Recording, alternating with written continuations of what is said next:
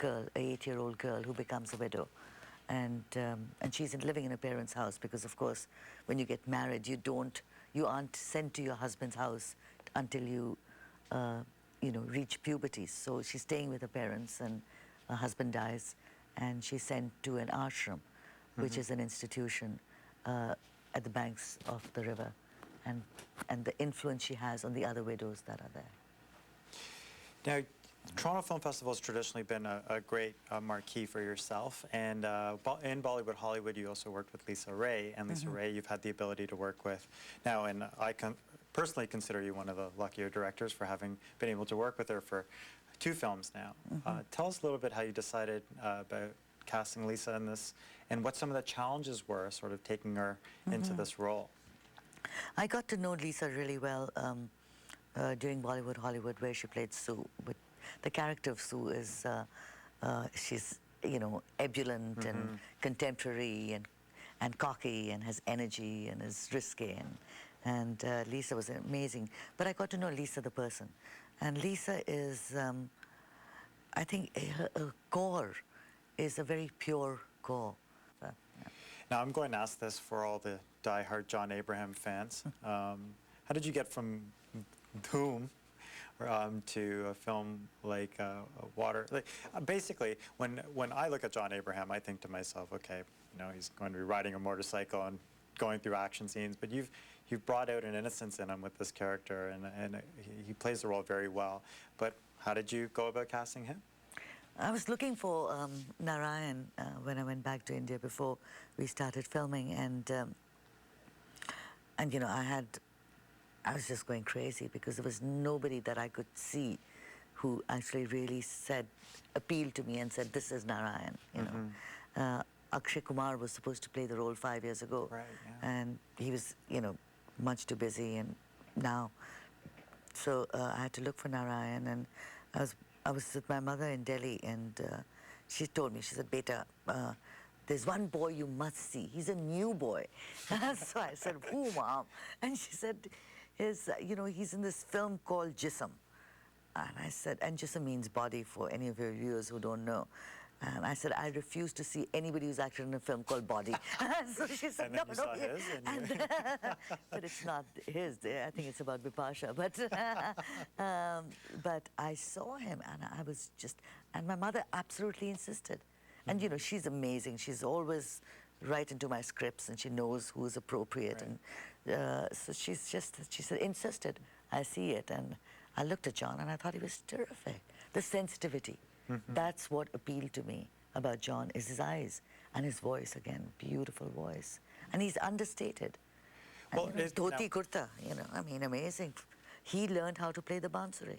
He actually learned how to play the bansuri. Yeah, they both do a very good job. But were you worried at all about having 2 beautiful former models working in a period piece like this? Were you worried? Not at all. No? I think that's very ridiculous. It's only in North America that we ask things like, when you, how can you have 2 such good-looking people? Are you bigoted or what?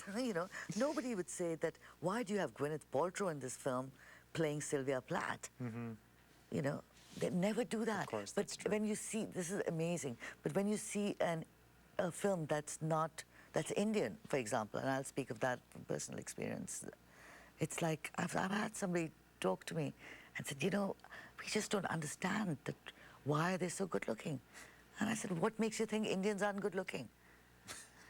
It's ludicrous. Nobody would question that. Why do you have Gwyneth Paltrow in this role? It's taken for granted. Well, one person I definitely know why you had in the role was Seema Biswas, because she's dynamite. And not to take away from any of the other talent, but Seema Biswas to me is a defining actor of her generation.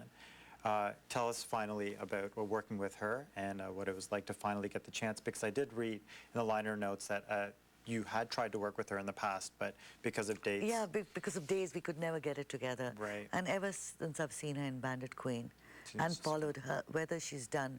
There was another beautiful film called Khamoshi. Oh, beautiful. She was... Sanjay Leela Bhansal's film. Yeah. It's an excellent film. It was superb. I think it's Sanjay's best film, personally. It's just superb. The music in that alone it's just beautiful. And the performances, and and you know, the lack of whatever. I think Sanjay's brilliant, and that film for me was brilliant because the performance that Seema gives, and even Nana Patekar. Oh, Nana Patekar was Patekar's just performance is superb. just amazing. And what Sanjay could extract for them. Yeah. Hats off to all of them. But ever since I saw Kamoshi, I said, I must work with her. I want to ask you about what your perception is of sort of the South Asian scene in Canada. I know that it's sort of just growing. There's a lot of young artists coming up, but you've endorsed a few, and you cast some great people in Bollywood, Hollywood, and a few in this film as well. What do you hope to see in 10 years, and are you optimistic? I'm extremely optimistic about what's happening in Canada, and I think that I feel it's different here than it's in the States or in England or wherever there's a huge sort of Southeast Asian diaspora, because there's a feeling, I mean, you know, as artists in this profession or whatever, it's difficult. It's a difficult profession. That's a given. But what's interesting in Canada is that there's a sense of confidence within these young people that I don't see that much outside. And it takes time. I mean, our film industry is so small. Right. You know, so as it grows, as our opportunities, as our films go, we're pretty much in development for doing a series based on Bollywood, Hollywood, Right, yeah, I read that which would as be great because, I mean, I really want to use talent from here. And there's lots of it. So, so that's exciting, but you need work. Right. And then you need maybe somebody from the community who can make it happen, who wants to direct it or produce it or whatever. Yeah. So that takes time to nurture, but we're getting there. I'm very confident. I think in about 10 years' time, we'll be flying. Well, we hope so. Oh, there's yes. There's a lot of talent. Why not? There's a Yeah. lot of talent we showcase on the show, and we I'm always sure. we're always trying to. You know, I'm very proud of the community and the talent here. It's amazing. When we were speaking during Republic of Love, you mentioned that there was a possible remake in the work of a film, of a classic film that you were working on. Is that still happening? No, it isn't. I was talking about it, what was the name of it? Sai Baby or Gulam at that point, which I was really happy about because it's such a great film. But then I felt, why remake something that's so beautiful? I mean, I'm sure, you know, it'll be remade, but... But it's not your project anymore? No. And you are working on a documentary right now? I've just finished a documentary on domestic violence within the immigrant community of Canada, which is called Let's Talk About It. Yeah. Okay. I'm just going to close off by asking you 5 very quick questions. Okay. Are you ready? Yep. What bugs you? People who are dumb. Okay. In the film, one of your characters has a sweet fetish. Can't live without sweets. Is there anything you can't live without? Windex. Windex. I'm a clean nut. What would you like to be remembered for? Being a good mother. What's next? Kamagata Maru. Kamagata Maru. Well, you heard it here first. And there you have it, November 4th. You can catch Water at a cinema near you. Deepa Mehta, thank you for taking the time to be with us in studio. We wish you the best of luck, and we hope that you can join us again in the future.